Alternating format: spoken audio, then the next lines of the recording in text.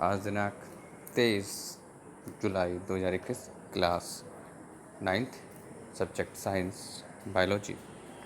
आज का जो हमारा टॉपिक है वो क्लासिफिकेशन के अंतर्गत यानी एनिमल क्लासिफिकेशन हमारा चल रहा है। इसमें हम लोग आज फाइलम प्रोटोजोआ और फाइलम पोरीफेरा की स्टडी करेंगे। देखिए, सबसे पहले हम बात करते हैं फाइलम प्रोटोजोआ की।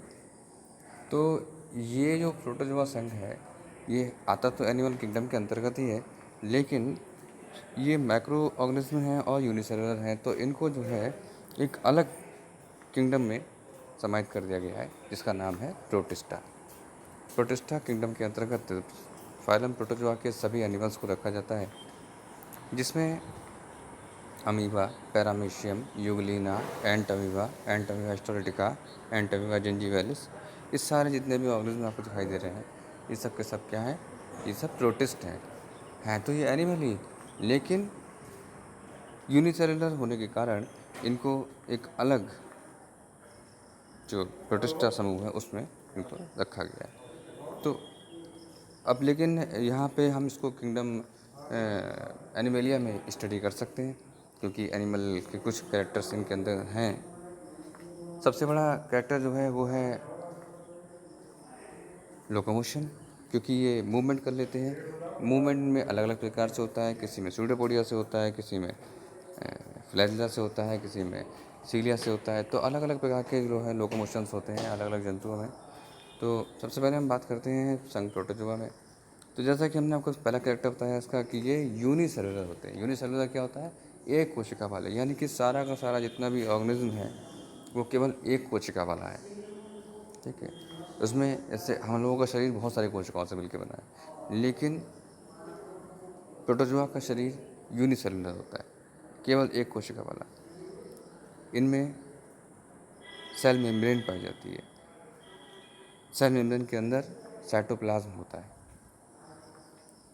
साइटोप्लाज्म के भीतर एक न्यूक्लियस पाया जाएगा।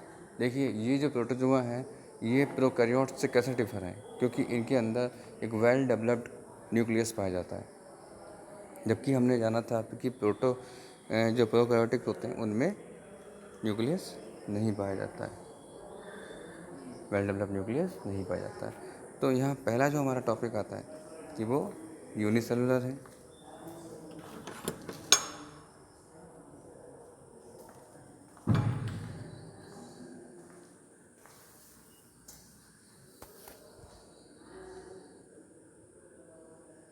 दूसरा है, इस संघ के प्राणी इतने छोटे होते हैं कि इन्हें केवल सूक्ष्मदर्शी से ही देखा जा सकता है। मतलब जो माइक्रोस्कोप से ही इसको हम देख सकते हैं। कहाँ मिलते हैं? ज़्यादातर आपको ये तालाबों में और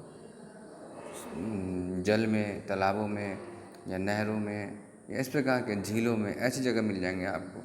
कीचड़ में मिल जाएगा। अमीबा देखोगे आप तो कीचड़ में आपको अमीबा मिल जाएगा। तो ये बहुत छोटे हैं, नग्न आँखों से यानी खुली आँखों से हम इन्हें नहीं देख सकते। तीसरा है, इनके एक कोशीय शरीर में सभी जीवन की सभी क्रियाएं, जैसे भोजन को खाना यानी पकड़ना, उसका पाचन करना और श्वसन, प्रचलन, उत्सर्जन, जनन इत्यादि होती है। मतलब एक ही कोशिका माने सारी चीज़ें इसमें जो है पाई जाती हैं, हो जाती हैं। इसके कुछ लक्षण आप देख ही रहे हैं सामने, जैसे अमीबा है, पैरामीशियम है, यूग्लिना है। देखिए, अमीबा क्या करता है?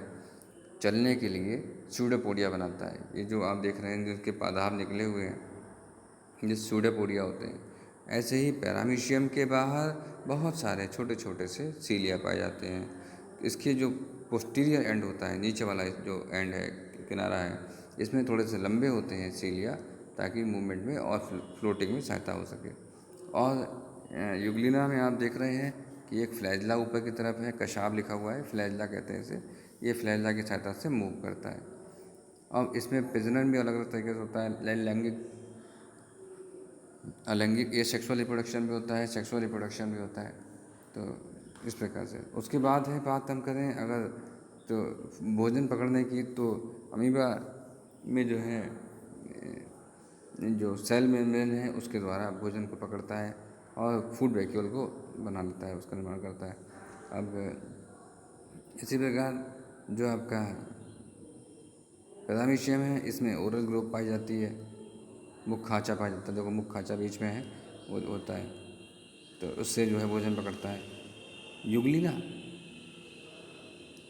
युगलिना एकमात्र ऐसा जंतु है जो अपना भोजन स्वयं बनाता है। युगलिना को जंतुओं और पौधों के बीच की कड़ी कहा जाता है, क्योंकि ये अपना भोजन स्वयं बना लेता है, लेकिन है ये जंतु यूनिसेलुलर एनिमल है, लेकिन ये अपना भोजन स्वयं बना लेता है, इसलिए ये ऑटोट्रॉफ है, क्योंकि इसके अंदर क्लोरोफिल पाया जाता है, क्लोरोफिल पिगमेंट पाया जाता है, क्लोरोफिल ए। ये पिगमेंट के कारण ये सूर्य के प्रकाश में अपना भोजन स्वयं बना लेते हैं। तो इस प्रकार से बच्चों जो है ये हमारा जो पहला जो प्रोटोजोआ था, इसमें ये कुछ बीमारी भी उत्पन्न करते हैं लोग, जैसे एंटमीबा स्टोलिट का है, तो पेचिस होते हैं वो उत्पन्न करता है। ऐसे ट्रिपैनोसोमा है, ये भी ये निद्रा रोग उत्पन्न करता है। अब बात आती है फाइलम पोरीफेरा की।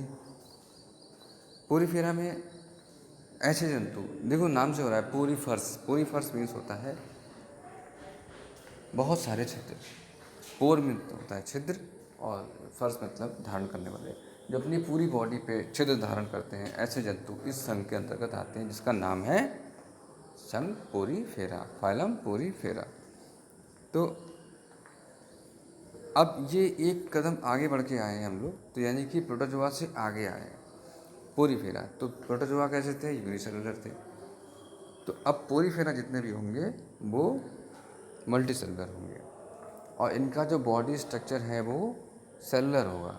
ठीक है, हम बात करें अगर प्रोटोजोआ की, तो प्रोटोजोआ का जो बॉडी स्ट्रक्चर है वो ए सेलुलर होगा, अकोशिकीय, क्योंकि बहुत सारे पदार्थों से मिलकर एक कोशिका बनी है। ठीक है, और बहुत सारी कोशिकाओं से मिलकर क्या बना है? बहुकोशिकीय प्राणी बना है। तो अब तो बहुकोशिकीय प्राणी, तो यानी पोरीफेरा कैसे होंगे? वो सेलुलर होंगे। ठीक है, उसके बाद यानी कि इस संघ के जीव कैसे होते हैं? बहुकोशिकीय होते हैं। सारे जीव कैसे होते हैं? बहुकोशिकीय होते हैं।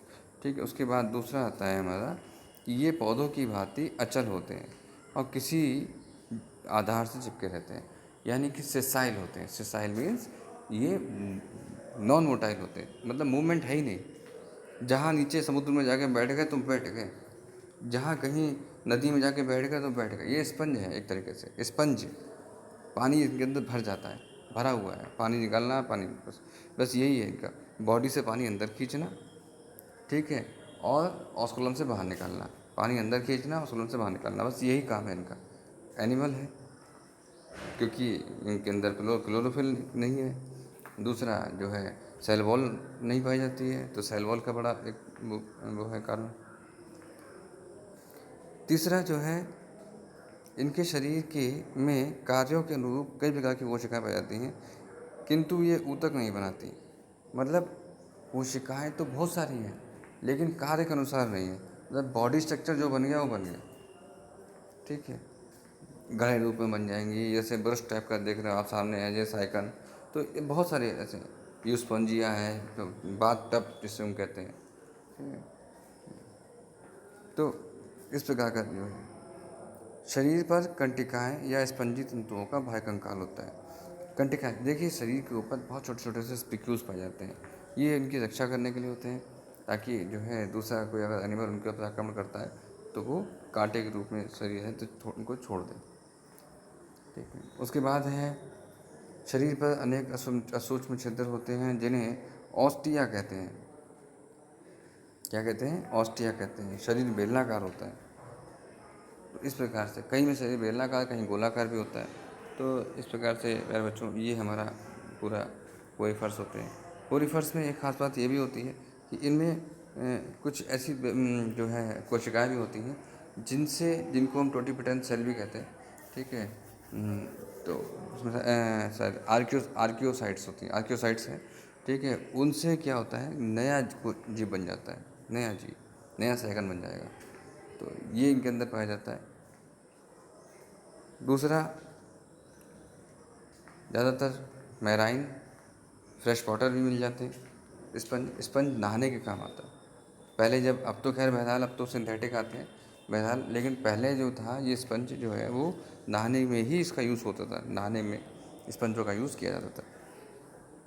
तो ठीक है, इसको आप लोग नोट कर लीजिएगा और इसको याद करिएगा, डायग्राम को याद कर लीजिएगा, डायग्राम बनाइएगा, फिर इसको आपको बार बार प्रैक्टिस करिए डायग्राम की।